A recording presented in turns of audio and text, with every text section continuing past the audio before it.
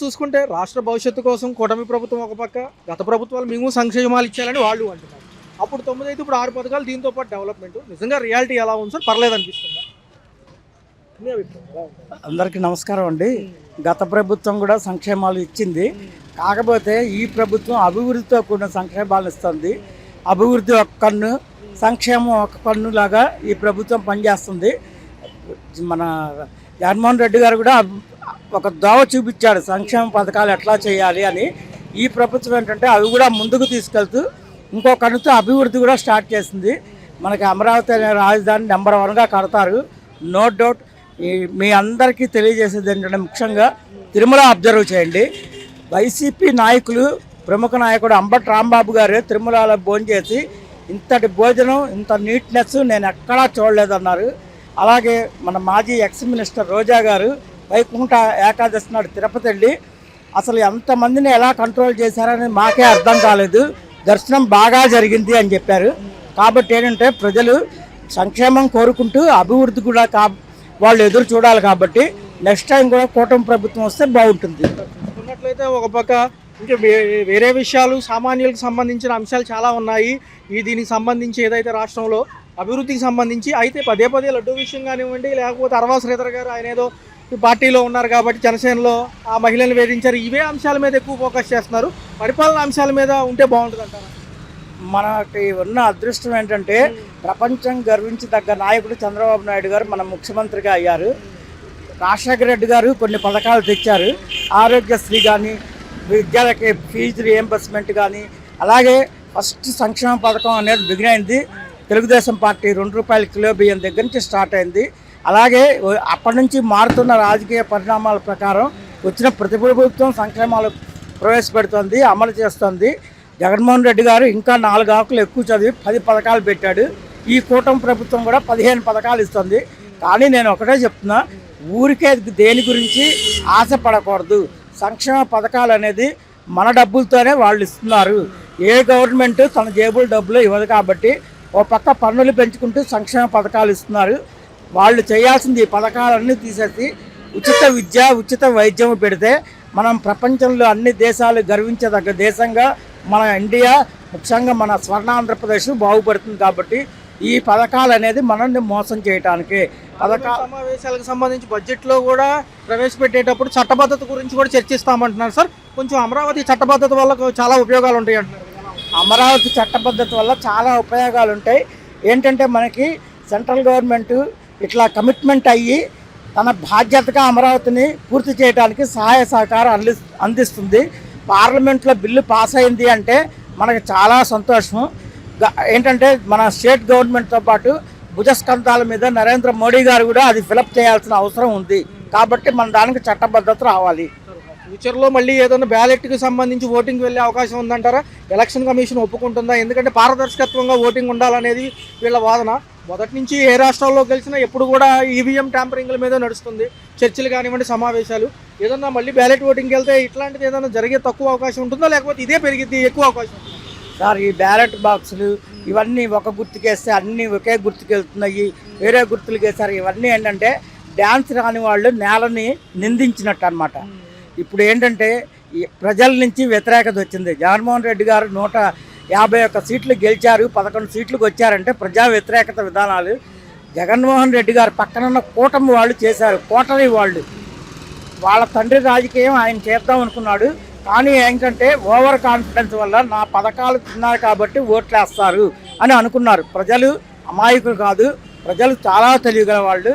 ఖచ్చితంగా వాళ్ళ నిర్ణయాలు వాళ్ళకు ఉంటాయి. అంతేగాని ఈవీఎం ట్యాంపరింగ్లు లేదా ఇంకోటి ట్యాంపరింగ్లు అనేది ఒట్టి మాట, అవాస్తవం. ఒక మాట, మాజీ ముఖ్యమంత్రి జగన్ గారు మరొకసారి పాదయాత్ర మొదలు పెడతాను, 3 సంవత్సరాలు నిండంగానే నేను బయటకు వస్తాను, సంవత్సరంన్నర ప్రజల్లోనే ఉంటానంటున్నారు. ఎలా ఉంటుంది మరి? ప్రజలు ఒక్కోసారి అవకాశం ఇస్తారా?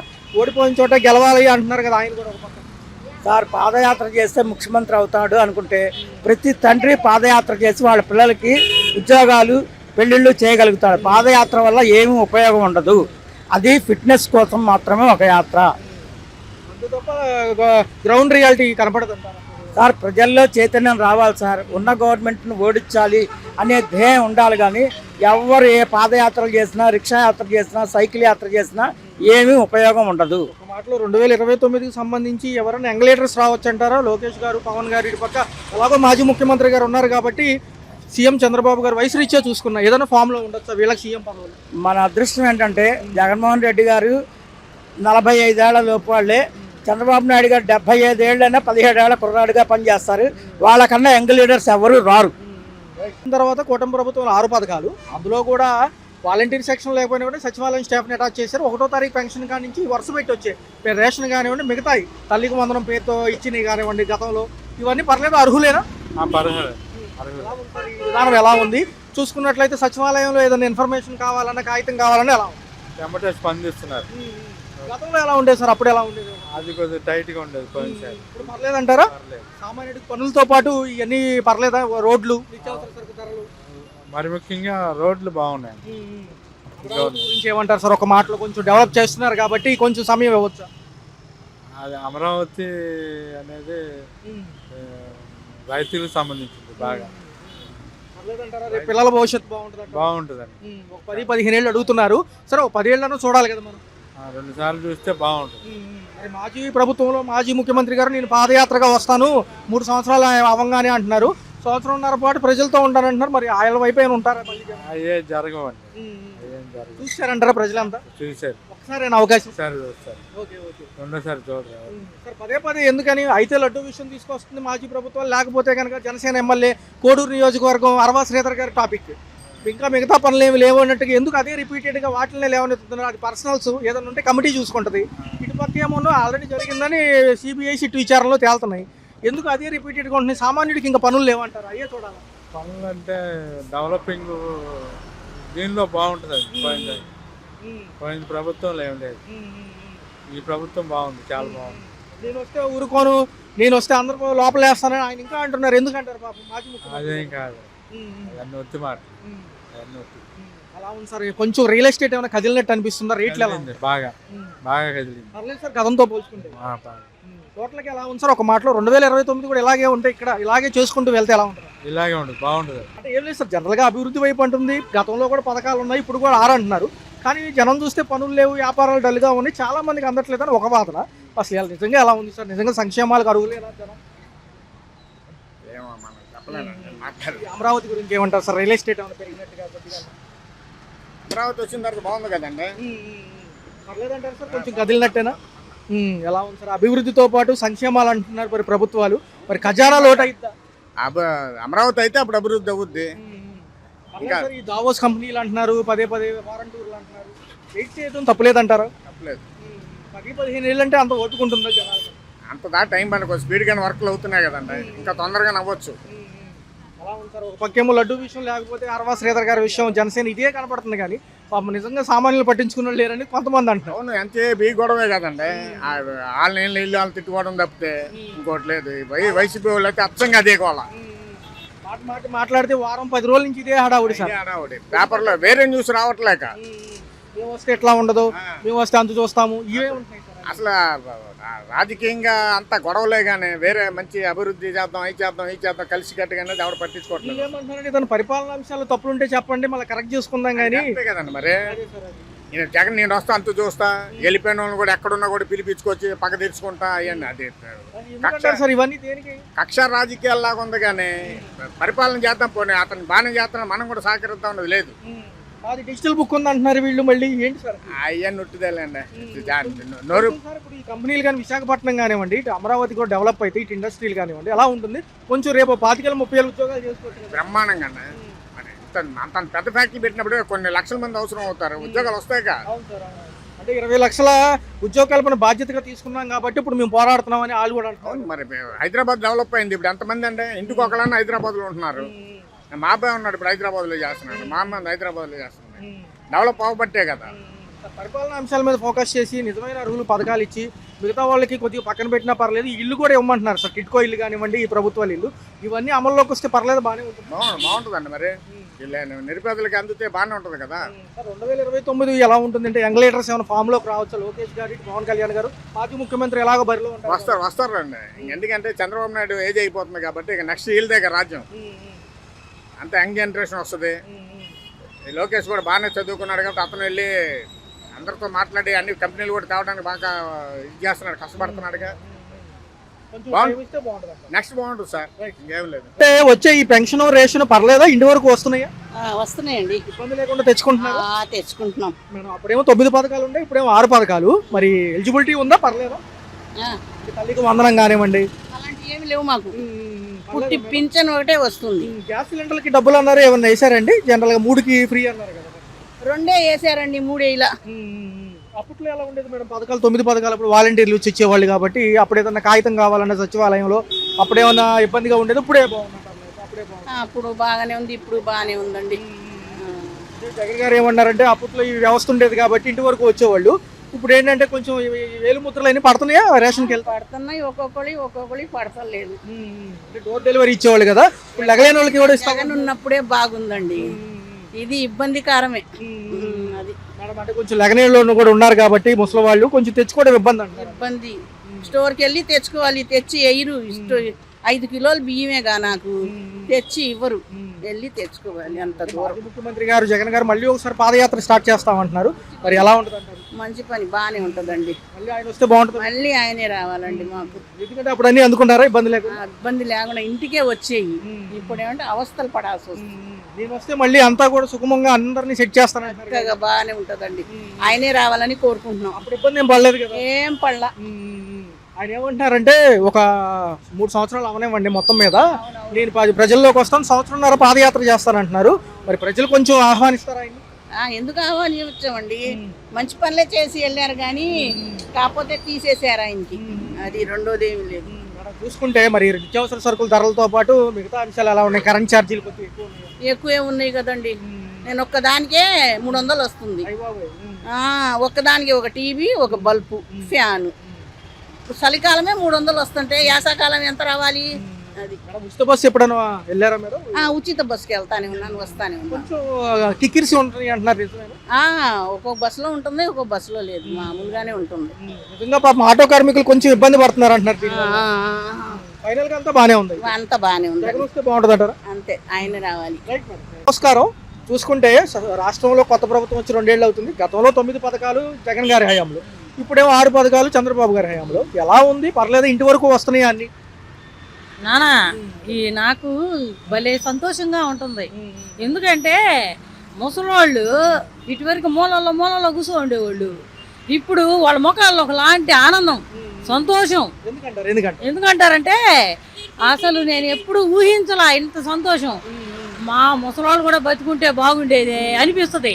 కానీ భలే సంతోషంగా అన్ని కొనుక్కుంటుంటారు వాళ్ళు. సాయంకాలం అయితే పళ్ళు కొనుక్కుంటారు, వాళ్ళకి ఏమన్నా లేకపోతే జాకెట్లు అవి కొనుక్కుంటుంటారు. వాళ్ళ ముఖాల్లో ఎక్కడ లేని ఆనందం చూస్తా ఉండా. బాగుంది, చాలా చాలా బాగుందయ్యా. వాళ్ళు చెప్పుకోలేరు కానీ నాకు ఎందుకో చెప్పాలనిపించింది, చెప్తున్నాను. జాకెట్లు అవి కొనుక్కుంటుంటారు, తింటానే తింటున్నారయ్యా, ఒకళ్ళ మీద ఆధారపడకుండా. అంతే. ఇంట్లో పథకాలు 1వ తారీఖు పెన్షన్, రేషన్. పెన్షన్ అయితే అసలు నేను ఎప్పుడు చూడలా. వాళ్ళకి వీళ్ళు వచ్చి లెయ్యని ఏడవ నేను ఏడ చూడలా. లేయండి ఇగోండి డబ్బులు అంటే వాళ్ళ చేతుల్లో కాగితాలు చూస్తే మళ్ళీ సంతోషం వేస్తుంది. రేషన్ తెచ్చుకునే విధానం ఏమైనా ఇబ్బందిగా ఉందా? డిపోలో మళ్ళీ ఇస్తున్నారు. ఇబ్బంది ఏమిలే, ఎవరు కాళ్ళని ప్రశాంతంగా పోయి తెచ్చుకుంటున్నారు. గతంలో ఏంటంటే వ్యాన్లు పెట్టించేవాళ్ళు, ఆ వ్యాన్లు సడన్ గా రాగానే సంచులు గొంతులు ఎత్తుక్కుంటారు. ఇది అది కాదు, నిదానంగా పోయి నిదానంగా తెచ్చుకుంటున్నారు. ఈ మహిళలకు ఉచిత బస్సు ప్రయాణం ఎలా ఉంది? మహిళలకు బస్సులో ఉచితం ఇచ్చారు కదా. బస్సు నా అనుభవం లేదు, బస్సు అయితే నా అనుభవం లేదు. నేను పోట్ల. మనవరాళ్ళు పిల్లలకి తల్లికి వందనం పేరుతో 7,000 చెప్పారు కదా. తల్లి వందనాలు కూడా ఆనందంగా తీసుకుంటున్నారు. ఆడవాళ్ళు ఒకలా టెన్షన్ లేదు ఆడవాళ్ళకి, ఆడవాళ్ళు మాత్రం ఫుల్ హ్యాపీ. మగవాళ్ళు ఏమో కానీ చంద్రబాబు నాయుడు గారు చేయగలుగుతున్నారు బాగా బాగా.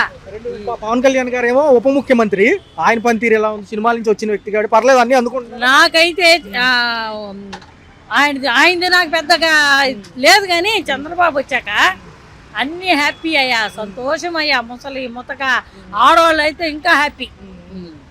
ఏమంటారు ఒక మాటలో? మరి రేపు 2029 కూడా ఇదే విధానం కంటిన్యూ అయితే ఇంకా హ్యాపీగా ఉంటారు అనుకుంటున్నా. గ్యారెంటీగా ఆయనే వస్తాడు అనుకుంటున్నా. కరెంట్ బిల్లు ఏమైనా ఎక్కువ అనిపిస్తున్నాయా? పర్లేదు. కరెంటు బిల్లులో మాత్రం నాకు చాలా కోపం అయ్యా. కరెంటు బిల్లులో మాత్రం నాకు కొంచెం కోపం వస్తుంది. కొంచెం అయితే ఇబ్బందిగానే ఉంది. ఇబ్బందిగా ఉంది, బాగా ఇబ్బందిగా ఉంది. ఎక్కువ గాలి చేస్తున్నావు, హీటర్లు వాస్తున్నావు అంటున్నాడు. ఆ విషయంలో నాకు కొంచెం బాధ. మహిళలకు ఇంకో పథకం ఇస్తామంటున్నారు, 1500 నెలవారీ చూసుకున్న సంవత్సరానికి 18,000, అది కూడా ఇస్తే బాగుంటుంది అంటారు. చాలా చాలా అసలు ఫుల్ హ్యాపీగా ఉంటున్నారు. ఏనాడు కూడా ఒకళ్ళు ఇయ్యాలా తినాలా అన్నది లేకుండా సంతోషంగా ఉండరయ్యా.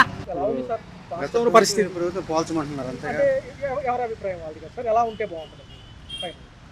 ఏముండదండి, ఇప్పుడు వీళ్ళు తెలుగుదేశం వాళ్ళు అధికారంలోకి వచ్చారు కదా, వాళ్ళకి అవకాశం ఇచ్చారు ప్రజలు కాబట్టి వాళ్ళు పరిపాలిస్తున్నారు. ఇప్పుడు పాతయన్నీ తిరగదోడటానికి కానీ ఏదో వీళ్ళు అంతా ప్రయత్నం చేస్తున్నారు. అన్నీ బయటపడిన తర్వాత ప్రజలే తెలుసుకుంటారు ఏ ప్రభుత్వం కావాలి అనేది. సో కొన్నాళ్ళు పనిచేశాడు, అయింది, ఆయన టర్మ్ అయిపోయింది, మళ్ళీ ఇప్పుడు వీళ్ళది వచ్చింది. వీళ్ళు పర్వాలేదు అనిపిస్తుంది. ఇంకా అప్పుడే రిజల్ట్ మటుకు సరిగ్గా బయటికి రాలేదు. ఎనిహా వీళ్ళు కొద్దిగా కృషి బాగా చేస్తున్నట్టుగా అనిపిస్తున్నది నాకైతే. అన్నిటికీ ఉపయోగపడే అంశాలు చాలా వరకు ఉన్నాయి సార్. పదే ఈ లడ్డూ విషయం, లేకపోతే జనసేనలో ఆ ఎమ్మెల్యేలు మహిళల పట్ల ఎలా ప్రవర్తించారని ఇవే అంశాలు ఒక వారం నుంచి నడుస్తున్నాయి. నిజంగా పరిపాలన అంశాలు చాలా ఉన్నాయి కదా, దాని మీద ఫోకస్ చేస్తే బాగుంటుందని ప్రజల అభిప్రాయం ఏమంటారు? ఏదైనా మొత్తానికి గవర్నమెంట్ బాగానే చూసుకుంటుంది. ఎందుకంటే కిందసారి చేసి తప్పిదాలు ఎవరు చెయ్యరు, ఇవి సరిదిద్దుకుంటారు, వీళ్ళు నిలబడటానికి ప్రయత్నం చేస్తున్నారు. సో వాళ్ళు ఇప్పుడు అలాగే వాళ్ళు జగన్ గారు పరిపాలించినప్పుడు కూడా ఏవో కొన్ని చాలా పొరపాట్లు జరిగినాయి. ఆయనకి తెలియదు, పాపం నడిచిపోయింది. అనుభవం లేదు. ఈయన అనుభవం ముఖ్యమంత్రి కాబట్టి ఈయన్ని మనం లెక్కలోకి తీసుకుంటే బాగుంటుంది. ఎప్పుడైనా సరే సీనియారిటీ అనేది చాలా ఇంపార్టెంట్. ఇది ఒక ఓల్డ్ డాక్టర్ ఎలా ఇంపార్టెంటో మనకి ఆరోగ్యకరానికి ఈయన కూడా అది అవని నేను అభిప్రాయపడుతున్నాను. ప్రస్తుతం ఉప ముఖ్యమంత్రి పవన్ కళ్యాణ్ గారు పర్లేదు, అన్ని కూడా నిబద్ధతగా ముందుకు వెళ్తారు. సో ఆయన యాక్టింగ్ కూడా కొద్దిగా బాగుంది కాబట్టి ఆయన మొన్న 5 శాఖలకు ఆయన చేస్తున్నారు. సో చాలా గ్రేట్. దాంట్లో కూడా చాలా మెప్పు పొందారు. అంతమంది ట్రాన్స్ఫర్లు చేయటం అంటే అంతమంది ఏ గవర్నమెంట్ చేయలేదు. సో పవన్ గారు చేశారు అంటే రియల్గా చాలా గ్రేట్ పవన్ కళ్యాణ్. కాబట్టి హీరోగా మనం మాట్లాడతలేదు, ఎందుకంటే సినిమాల్లో ఆయన దారి ఆయనది వేరే. బట్ ఈ పరిపాలన విధానంలో కూడా చాలా బాగా చేశారు. నాకైతే నచ్చింది. జగన్ ఈ సార్ లాంటి వాళ్ళు ఇప్పుడు మన పవన్ కళ్యాణ్ లాంటి వాళ్ళు ఇంకా 4-5 టీంలో ఏర్పడితే ఇంకా దేశం బాగుపడుతుంది నేను కోరుకుంటున్నాను. ఒక మాటలో సార్, అమరావతికి చట్టబద్ధత రేపు అసెంబ్లీలో కనుక మాట్లాడుకోవడం జరిగింది కాబట్టి పార్లమెంట్లో కూడా బిల్లు ప్రవేశపెడితే బాగుంటుంది అంటున్నారు. బడ్జెట్ సమావేశాల్లో దాని గురించి చర్చ ఉంటుంది అంటున్నారు. ఒక్కసారి చట్టబద్ధత వస్తే పదే మార్చకుండా ఒకే చోట ఉంటే బాగుంటుంది అంటున్నారు. ఇప్పుడు అందుకనే ఆయన జగన్ గారు దెబ్బతింటానికి కారణం అదే. ఇప్పుడు ముందు వాళ్ళు ఏదైతే విధించారో పునాది రాయి, దాన్ని పెంచి ఉంటే వాటికి దారికి వచ్చేసేది. ఇప్పటిదాకా దారిలో రాలేకపోవడానికి కారణం వల్ల కూడా జగన్ గారు వెనక్కి వెళ్ళారు. పరిపాలన అనేది ఎవరైనా ఎలా అయినా చేయగలుగుతారు, కానీ కాకపోతే ఇప్పుడు ఇది అమరావతి అనే పాయింట్ ఒక 5 ఏళ్ళు వెనక్కిపోయింది కాబట్టి ఆ విషయంలో ఆయనకి మైనస్ పాయింట్లు పడ్డాయి. వాళ్ళకి ఓటింగ్కి ఏమన్నా వెళ్ళే అవకాశం ఉంటుంది సార్ నెక్స్ట్ నుంచి కూడా రాష్ట్రాల వైడ్గా కానివ్వండి? ఎందుకంటే మొన్నటిదాకా జమిలీ అన్నారు, దాని గురించి తేలింది ఏమీ లేదు. మరి రెగ్యులర్ ఓటింగ్ సంబంధించి బ్యాలెట్కి వెళ్తే బాగుంటుంది అంటారా? ఈవీఎం ట్యాంపరింగ్లని మొదటి నుంచి గెలిచిన కాడి నుంచి ఏ పార్టీలు అయినా అదే పాట పడుతున్నాయి కదా. అవన్నీ టెక్నికల్ ఇష్యూస్. ఆ ఇష్యూస్ గురించి మనం పెద్దగా చెప్పలేము. ఎందుకంటే ఏవో రూల్ పెట్టారు, ఆ రూల్లో ఎవరు నలిగినా అదృష్టమో దురదృష్టమో నలుగుతూ ఉంటారు. ఒకళ్ళు పైకి వస్తుంటారు. ప్రజల్ని పరిపాలించడం ఇద్దరు చేయం కాబట్టి యాక్చువల్గా సీనియర్స్కే ఎక్కువ వాల్యూ ఉంటుంది. ఇప్పుడు మరి పవన్ కళ్యాణ్ గారు యాక్చువల్ సీనియర్ అంటే సీనియర్ కాదు, డైరెక్ట్గా ఉప ముఖ్యమంత్రి అయిపోయారు కాబట్టి ఆయన ఇంకా ఎక్కువ కష్టపడే అవకాశాలు చాలా ఉన్నాయి. ఎటువంటి పాలిటిక్స్కి రాజకీయాలకు తావేయకుండా ఆయన ముందుకు వెళ్తారని నేను అభిప్రాయపడుతున్నాను. ఆయన అలాగే ఉండాలని కూడా ఆయుధారోగ్యాలతో చక్కగా ఉండాలని కోరుకుంటూ ఫైనల్ క్వశ్చన్ సార్, 2029 ఎలా ఉంటుంది పోటాపోటీగా? మాజీ ముఖ్యమంత్రి 3 ఏళ్ల అనంతరం మళ్ళీ పాదయాత్రని ఈయన, మా పరిపాలన బాగుంటే ప్రజలే ఓటేస్తారు, మమ్మల్ని ఎన్నుకుంటారని ఇప్పుడున్న ప్రభుత్వాలు. ఎవరి కాళ్ళు ఎంత చెప్పినా కానీ 2029లో యంగ్ లీడర్స్ ఫామ్లోకి వస్తారా? లోకేష్ గారు లాంటి వాళ్ళు, లేకపోతే పవన్ గారు లాంటి వాళ్ళు ఏమైనా సీఎం బరిలో ఉండే అవకాశం ఉందా? మాజీ ముఖ్యమంత్రి గారు ఎలా అపోనెంట్గా ఉంటారు కాబట్టి ఎలా ఉంటుంది? అంటే పాదయాత్రలు చేస్తే ఎవరికి ఉపయోగం? పాదయాత్రలు చేయడం వల్ల ఉపయోగం లేదు. ఎక్కడైతే ఏదైతే ప్రాబ్లం ఉందో ఆ ప్రాబ్లం రైజ్ చేయాలి, కానీ ఊరికిన పాదయాత్ర అంటుంటే మనం అలా వెనకాలేనా? చిన్నప్పుడు మేము కూడా ఏముంది, వాళ్ళు పెట్టే టిఫిన్ తిన్నాం, వాళ్ళ చుట్టూ తిరిగాం, అదేం పెద్ద ఇదేం కాదు. కాబట్టి ప్రజలకి ఏది ఉపయోగకరమని స్పీడ్గా చేయగలగాలి. ఆదుకున్నంత అసలు పనిచేయదు. స్పీడ్గా ఎవరు ఉంటే వాళ్ళే ఉంటారు. ప్రస్తుతానికి వీళ్ళు ఉన్నారు కాబట్టి వీళ్ళ అవకాశం బాగుందట్టు కనపడుతున్నది. జనరల్గా అధికారంలో ఉండేవాళ్ళు కొద్దిగా ఎక్కువ అవకాశాలు ఉంటే వాళ్ళు ఎక్కువ చేయాలని కోరుకుంటున్నాను. నా దగ్గర అయితే అమరావతి గురించి అయితే నాకు తెలియదు అన్న. ఓకే, రేషన్ అయితే ఇదివరకు కన్నా ఇప్పుడు కొంత మంచి కొంత చెడు. ఎందుకంటే ఇదివరకు బళ్ళు ఇంటి ముందుకు వచ్చాయి, మనకు అవసరం ఉన్నప్పుడు మనం తీసుకునే వాళ్ళం. లేదంటే ఇప్పుడు స్టోర్కి వెళ్ళి తీసుకుంటున్నారు, ఎక్కువ రోజులు అవైలబిలిటీ ఉంది. అండ్ నెక్స్ట్ అమరావతి గురించి అయితే నాకు తెలీదు. ఇంకోటి ఏదో అన్నారు, ఈ డెవలప్మెంట్ వైపుగా వెళ్తే కనుక 10-15 ఏళ్ళు అంటున్నారు కాబట్టి అంత ఓపిక ప్రజలకు ఉంటుందా? జనరల్గా అనుకుంటూ ఉంటాం కదా. టైం పట్టుద్ది కదన్నా, టైం పట్టుద్ది. ఎందుకంటే ఇప్పుడు అంతకుముందు హైదరాబాద్ రాజధాని, అది అంత పెద్దగా రూపొందడానికి చాలా సంవత్సరాలు పట్టింది కదా. ఈ అమరావతికి కూడా టైం పట్టుద్ది. కాకపోతే మన జనాల్లో కొంచెం పేషెన్స్ తక్కువ. మేబీ ఇంకా గవర్నమెంట్ వచ్చిన డెవలప్మెంట్ బాగా జరిగితే జనాలు అర్థం చేసుకోవచ్చు అన్న. జగన్ గారు 9 పథకాలు ఇస్తే వీళ్ళు 6 ఇస్తున్నారు. ఎంతసేపటికి ఖజానా ఖాళీ అవుతుంది, మళ్ళీ ఈ రేపు ట్యాక్స్ రూపంలో జనం పైనే పడతాయని కొంతమంది వాదన. నిత్యావసర సరుకులు పెరుగుతున్నాయి, జీతాలు అయితే పెరగట్లేదు అన్న. మేము డైలీ వర్కర్లు అన్న, మాకు వాటి మీద అవగాహన లేదు. కాకపోతే మాకు ఇచ్చేటప్పుడు ఎలా అయినా ఉంటుంది కదా, బేరాలు సారాలు ఉంటాయి. ఇవి అయితే ఎంప్లాయీసే చెప్పగలుగుతారు. పనులు ఉన్నాయా, పర్లేదా? పర్వాలేదన్న, ఎండాకాలం వస్తుంది కదా, ఇప్పుడు ఈ టైంలో పర్వాలేదు, బాగానే ఉంది. ఇసుక గురించి కొంచెం ఇబ్బంది అయినప్పటికీ ఇప్పుడు దొరుకుతుంది. కన్స్ట్రక్షన్ ఫీల్డ్ ఎలా ఉంది? బాగానే ఉందన్న, పర్వాలేదు. కాకపోతే ఈ లోకల్లో దొరుకుతుంది, అటు అమరావతి అటు సైడ్ అయితే మనకు తెలియదు. ఈ లోకల్ అయితే పర్వాలేదు, చిన్న చిన్న పళ్ళు నార్మల్గా అలా అయితే బొరనే దొరుకుతుంది మాకు. ఉచిత బస్సు ఇవ్వడం వల్ల మగవారికి ఏమైనా ఇబ్బందిగా ఉందా? జనరల్గా ఏంటంటే బస్సులు దొరకట్లేదు అనేది ఒక అన్న. బస్సులు అంటే ఇప్పుడు లేడీస్ ఎక్కువ ఉన్నారన్న, జెంట్స్ ఏం లేరు. అలాగే అందరూ వాడట్లేదు, లేడీస్ కొంతమంది ఆటోలు కూడా వెళ్తున్నారు. కాకపోతే మగాళ్ళకి సీట్లు దొరక్క కొన్ని గొడవలు జరిగి సోషల్ మీడియాలో వైరల్ అయింది కదన్నా, మీకు తెలియదే ఉంది. కొంచెం అయితే ఇబ్బందే ఉంటుంది, మగాళ్ళకి సరైన సీట్లు ఎక్కడ దొరకట్లేదు కదన్నా. అదే ప్రజలకి ఉపయోగపడే పనులు చాలా ఉన్నాయి, కానీ మీడియాలు కానీ మిగతా అన్ని కూడా పదే లడ్డు విషయం కానీ జనసేనలో ఎమ్మెల్యే విషయమే తీసుకొస్తున్నారు ఎంతసేపటికి. అవి కొద్దిగా పక్కన పెట్టి మనుషులకు ఉపయోగపడే పనుల మీద ఫోకస్ చేయమని చాలా మంది అన్నారు. ఎలా ఉంటే బాగుంటుంది? ఎంతసేపటికి పర్సనల్స్ లేకపోతే ఈ లడ్డు విషయమేనా ఇంకా అంటున్నారు అన్న. వీటి గురించి అయితే నేను మాట్లాడలేదన్న, నాకు అంత అవగాహన లేదన్న విషయాల మీద. ఫైనల్గా ఒక మాట, ఎలా ఉంటే బాగుంటుంది? రాష్ట్రం భవిష్యత్తు బాగుండి పోలవరం ఇటు పక్క అమరావతి అయ్యి రేపు ఇక్కడే ఉద్యోగాలు చేసుకునే అవకాశం కోసం చూస్తున్నారు కాబట్టి ఎలా ఉంటే బాగుంటుంది అన్న? ఇప్పుడు విజయవాడ పరిసర ప్రాంతాల్లో కుర్రాళ్ళకి కానీ లేకపోతే మిగతా వాళ్ళకి డైలీ వర్కర్లు చేసుకునే వాళ్ళకి కానీ ఇక్కడ బాగా వర్క్ దొరికేలా ఉండి ఎక్కువ దూరాలు వెళ్లకుండా ఉంటే వీళ్ళు ఇక్కడ వర్క్ చేసుకుంటే వాళ్ళ పేరెంట్స్ చూసుకుంటే హ్యాపీగా ఉంటారని నా ఉద్దేశం అన్న. 2 సంవత్సరాల దగ్గరలో కూటమి ప్రభుత్వం ఎన్డీఏ భాగస్వామి. గతంలో 9 పథకాలు జగన్మోహన్ రెడ్డి గారు హయాము, అప్పుడు వైసీపీ. అసలు వ్యత్యాసం ఎలా ఉంది? ఇటు పక్క అభివృద్ధితో కూడిన సంక్షేమాలు కాబట్టి ఈసారి బాగుందంటారా లేకపోతే గతమే బాగుందంటారా? మీ అభిప్రాయం ఎలా ఉంది? పథకాలు అనేవి ఎందుకు పెట్టారో నాకు అర్థం కాదండి ఫస్ట్. ఎందుకంటే ఆ పథకాలు ఫ్రీ పథకాలు పెట్టేసి రేట్లన్నీ పెంచేసి ఈ నిత్యావసరాల మీద వాటి మీద చేస్తున్నారండి. ఏ గవర్నమెంట్ వచ్చినా అలాగే అనిపిస్తుంది. ఒక పెట్రోల్ ధర చూస్తే కిందటి ధర అలాగే ఉంది, ఇప్పుడు అలాగే ఉంది. వీళ్ళు తగ్గించింది ఏం కనబట్లా. అంటే గవర్నమెంట్లు తేడా ఏం లేదండి. ఆ 2 గవర్నమెంట్లు నాకు పెద్దగా వ్యత్యాసం ఏం కనబట్లా. కాకపోతే ఒక విషయం సార్, ఇదే విషయం చూసుకుంటే ఎంతవరకు వచ్చిన కాడి నుంచి ఆ ప్రభుత్వాల మీద వీళ్ళ మీద వాళ్ళు అయితే లడ్డు విషయం, లేకపోతే ఏదో ఒక రాజకీయ నాయకుడు పర్సనల్ విషయాలు బయటకు వస్తున్నాయి. మనం చూశారు కదా జనసేన హడావుడి, అంతకుముందు లడ్డీ కలిసి అవన్నీ సిట్లో లేకపోతే కేంద్రాలు చూసుకుంటున్నాయి కదా. ప్రజలకు ఉపయోగపడే అవసరాల మీద నిత్యావసరాల మీద ఫోకస్ ఎందుకు చేయదు ప్రభుత్వం? అంటే ఫోకస్ చేస్తే జనాలకి సంబంధించింది మనం చేసేస్తే జనాలు మనకు ఓట్లు వేసే ఛాన్స్ ఉండదు. ప్లస్ వాళ్ళకి ఏ బెనిఫిట్ రాదు. కాబట్టి జనాలకు చేసేది ఏం లేదండి. ఇప్పుడున్న ప్రభుత్వాలు 2 కూడా పెద్దగా ఏమీ మార్పు తెచ్చింది ఏం లేదు. ఏదైనా కాముగా ఉంటేనేమో బ్యాలెట్ ఓటింగ్ అంటారు, లేకపోతే మళ్ళీ ట్యాంపరింగ్ అంటారు, ఈవీఎంలు. మళ్ళీ కేంద్రం ఏమంటారు, కాసేపు మేము బ్యాలెట్ ఓటింగ్కే వెళ్తామంటారు. ఈ హడావుడితో జనం కన్ఫ్యూజన్లో ఉన్నారు. నిజంగా ధరలు పెరుగుతున్నాయి, జీతాలు పెరగట్లేదు. మరి ఏంటి సార్ పరిస్థితి ఎలా ఉంటుంది? చూసారు కదండి, ఆ 92 రూపీస్ అంట డాలరు. బంగారం చూస్తే 1,67,000. అంటే ఈ ప్రభావం వీళ్ళు దీన్ని ఇలాగే పెంచుకుంటా పోయి ఇది ఒక పెద్ద స్కామ్ లాగా అనిపిస్తుంది నాకు తెలిసి. గవర్నమెంట్లు అన్నీ కూడా కలిసి జనాల్ని మభ్యపెట్టేసి జనాలను మోసం చేసి వాళ్ళు బతుకుతున్నారు తప్పితే జనాలకు వచ్చేది ఏం లేదండి. అంతే నాకు తెలిసి. డైవర్షన్స్ ఎక్కువైనాయి, నిజమైన సమస్యల మీద ఫోకస్ లేదంటున్నారు, వాస్తవమేనా? అంతేనండి, వాస్తవమే అది కూడా. ఎలా ఉంటుంది సార్? మరి అమరావతి సిచ్యువేషన్కి వస్తే 2వ దశ ల్యాండ్ పూలింగ్ కూడా ఒప్పించారు రైతుల్ని. ఇటుపక్క చూస్తేనేమో అది బలవంతంగా అయినవ్వండి, లేకపోతే చెప్పైనా కాంప్రమైజ్ అయినా అవనివ్వండి. ఇటుపక్క విశాఖపట్నం అభివృద్ధి అంటున్నారు, దావోస్ వెళ్తున్నారు, కంపెనీలు అంటున్నారు. మరి 10-15 ఏళ్ళు సమయం అడుగుతున్నారు. అప్పటి వరకు జనాలకు ఓపిక ఉంటుందా? ఒక ప్రభుత్వానికి ప్రతి 5 ఏళ్ళు కూడా ఒక గడ్డు కాలమే కదా. ప్రస్తుతానికి ఎవరు ఓర్పుగా ఉండట్లేదండి. దాన్ని బట్టి చూస్తే ఈ 10-15 సంవత్సరాల తర్వాత నెక్స్ట్ 5 ఇయర్స్కి ఏ గవర్నమెంట్ ఉంటుందో మనకి తెలియదు.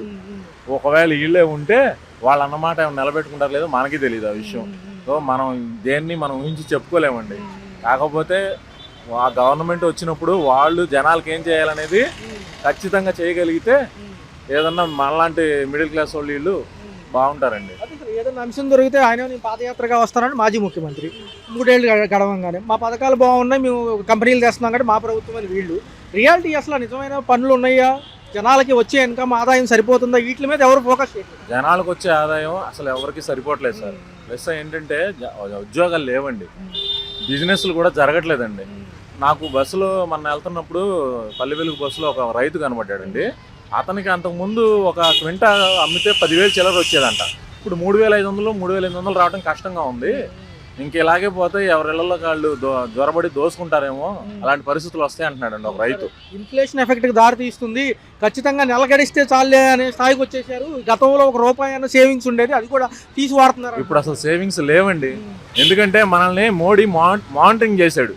ఫోన్పేలని అయ్యని ఈపేలని మానిటరింగ్ చేసి వాళ్ళు కూర్చొని ఒక ఏసీ గదుల్లో మానిటరింగ్ చేసేసి కాస్ట్లన్నీ మనం ఎలా పెంచుకోవచ్చు, దీన్ని ఎలా మెయింటైన్ చేసి వీళ్ళ మీద రుద్ది మనం బతకచ్చు అనేది వాళ్ళు చేసుకున్నారు. ఆల్రెడీ ఒకడే బతుకుతున్నాడు 100 మందిని తొక్కి.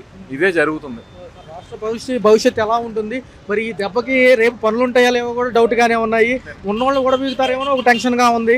మరి ఎలా ఉండబోతుంది అంటారు?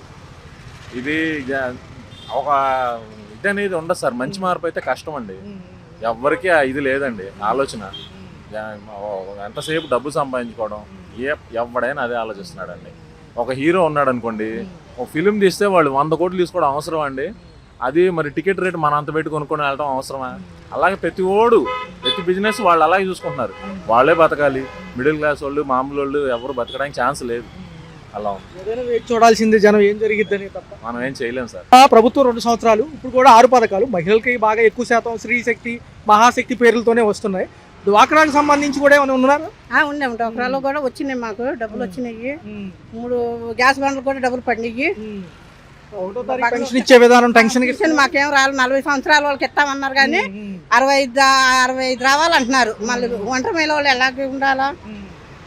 సిలిండర్ డబ్బులు పడిపోయినాయి. 3 గ్లాసులు పడిపోయినాయి. మనవరాళ్ళకి తల్లికి వందనం కూడా వచ్చినాయి. రైతులు ఎవరైనా ఉన్నారా? రైతు భరోసా అని చెప్పి రైతు భరోసాలు మాకేం లేవండి. చూస్తే మహిళలకు ఉచిత బస్సు ప్రయాణం ఉచితంగా వెళ్తున్నాం వస్తున్నాం, దానికి మాత్రం ఏం లోటు లేదు.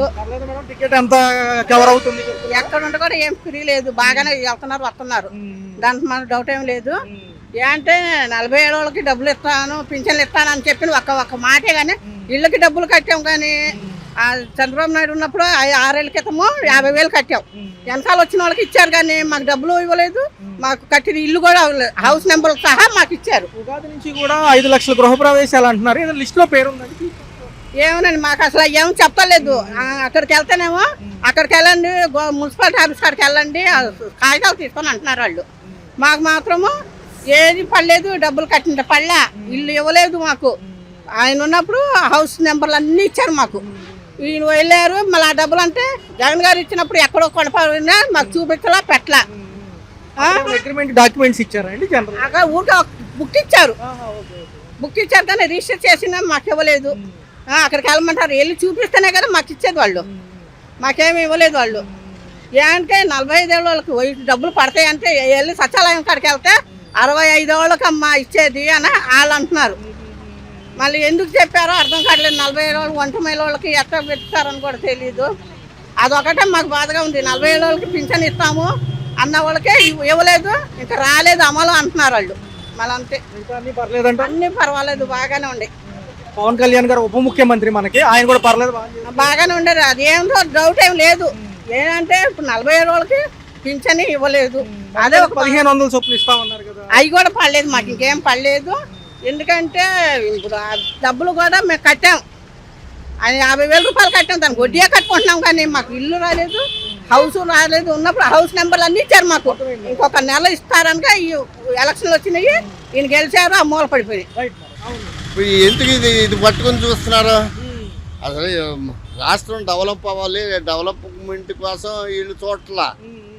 ఎవరి మీద నిందేయాలా, ఆయన బ్లేమ్ చేయాలా, మనం అనుకూలంగా మనం ఇది అవ్వాలా అనేది చూస్తున్నారా. కానీ వీడియో కాల్లో కనపడంగానే ఎదుగో వీడియో అంటున్నారు, లేదా అసెంబ్లీలో నుంచే ఫోన్ చేసి మాట్లాడారు అంటున్నారు, అసెంబ్లీలో ఫోన్ తీసుకెళ్ళకూడదు అంటున్నారు. ఇవన్నీ నిజంగా సామాన్యులకు అవసరం అంటారు?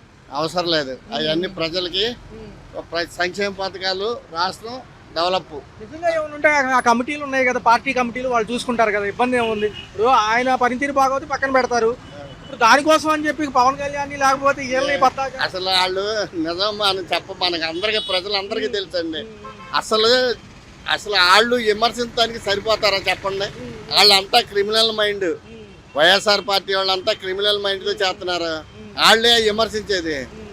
సరే ఇవన్నీ ఎందుకులేండి, మనం ఎందుకు అన్నా కానీ ఒక రకంగా ఉండదు. అభివృద్ధి ఎలా వస్తుంది? ఇక మన విషయాల్లోకి వస్తే రాష్ట్రం సంబంధించి విజయవాడ అభివృద్ధి విజయాన్ని కాదండి, వాళ్ళ ఒక సగటు జీవి స్వేచ్ఛగా బతుకుతున్నాడండి. అదొక్కటి చాలు. ఇవాళ కొంచెం సమయం ఇవ్వచ్చు అమరావతికి, ఒక 10-15 ఏళ్ళు ఇస్తే బాగుంటుంది. అమరావతికి మాత్రం అది జరిగేటప్పుడు అప్పుడే జరిగాయి కదలండి, అవన్నీ ఇప్పుడు జరగదు. అది ఇంకా 20 సంవత్సరాలు 10 సంవత్సరాలు పడుతుంది డెవలప్ అవ్వాలంటే. కానీ ఈ లోపే ఇవన్నీ నాన్న ఈ వెళ్ళిపోయి ఆడాము అక్కడ వైజాగ్ అంటాడు, ఈయనేమో ఇక్కడ అంటాడు. ఇవన్నీ 10 సంవత్సరాలు 15 సంవత్సరాలు ఒకే గవర్నమెంట్ ఉంటే ఏమన్నా డెవలప్ అవుతుందండి. సార్ బడ్జెట్ ఈసారి ప్రవేశపెడతారు, దాంతోపాటు చట్టబద్ధత కూడా ఇస్తామంటున్నారు అమరావతికి.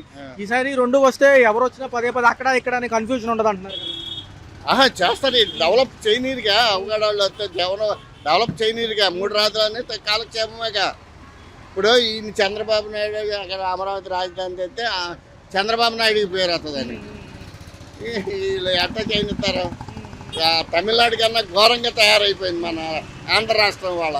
అది సార్ ఒకసారి మంచి నాయకులు అందరూ కలిసి ఇదంతా ముందుకు తీసుకెళ్తే 2029 కొంచెం పోటాపోటీగా ఉండొచ్చు అంటారు. ఎందుకంటే యంగ్ లీడర్స్ కూడా ఉన్నారు కదా, పవన్ కళ్యాణ్, లోకేష్ గారు కూడా ఉన్నారు కదా ఫామ్లో. ఇవన్నీ నేను చెప్పనండి, మామూలుగానే జరుగుతున్నాయి అన్నీ. ఇసుక కానీ అంతా ఈ మామూలుగా ఇవన్నీ మైనింగ్ కానీ ఇవన్నీ మామూలుగానే జరుగుతున్నాయి. కానీ వాళ్ళ ఒక సగటు జీవి బతకాలని స్వేచ్ఛగా బతకవచ్చు. అదొక్కటే వాళ్ళ. ఆడొచ్చి మన నెత్తి మీద పెట్టరు, ఈడొచ్చి మన నెత్తి మీద పెట్టరు. ఇవాళ మనిషి అన్నోడు ప్రశాంతంగా బతకాలి కదండి.